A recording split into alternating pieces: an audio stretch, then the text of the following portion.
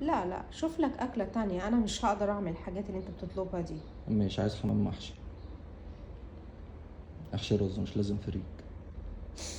بص يا اسلام، بص يا حبيبي. خلاص شويه كرش، عايز اكل كرش. بص يا بابا، مم. في رز، مم. في خضار سوتيه. لا، ما انا مش في هفضل طول عمري من اس... ساعه ما اتجوزت اقعد اكل في رز وخضار سوتيه. طب اسمعني، ما هو ده الاكل الصحي. بلا صحي بلا مش فراخ صحي. مشويه، ريش مشويه، لا لا، ما سلطه. انا شبعت من ده، انا عايز كرشه يا اما حمام محشي. انا ما اعرفش يا اسلام انا اعمل الكلام ده، والله العظيم ما اعرف اعمله. ما اتصرف. اتصرف ما ازاي؟ اعرف. كمان اجيب لك منين حمام محشي هنا في ما الامارات؟ كنت اقول لك على حاجه تقولي لي لا بروح اتجوز ولا مش عارف اروح اعمل ايه. اه روح اتجوز. بعد ايه؟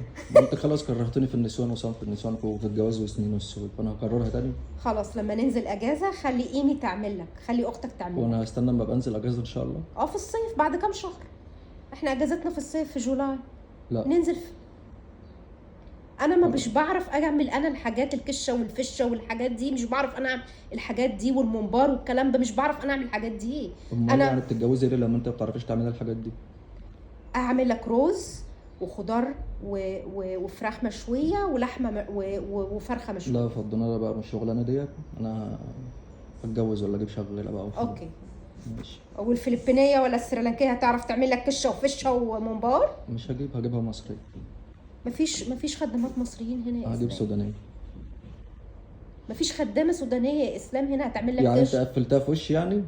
قفلتها في وشي طب انا؟ لما ننزل في جولاي جولاي؟ كل عند اخواتك طب يا ست حاضر، متشكرين. وعماتك وخالاتك. الف شكر الف شكر. شكرا. كملي قرايه كملي.